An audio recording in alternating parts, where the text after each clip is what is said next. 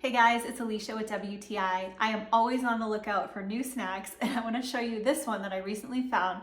This is ParmCrisps, and these are the sour cream and onion flavor. They do come in a bunch of different flavors, and let me tell you, this is quite a tasty little treat. So this is made from Parmesan cheese that is baked, and it has seasonings on it. So this is the sour cream and onion, so it kind of tastes like cheesy sour cream and onion potato chips, but no potato.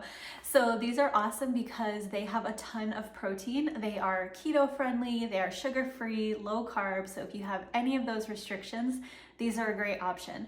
So you can actually eat this whole package, which is 1.75 ounces, and it has 280 calories and 24 grams of protein.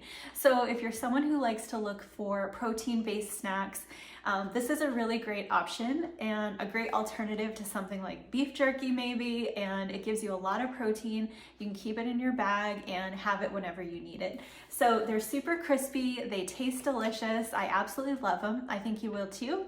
That's my point of view.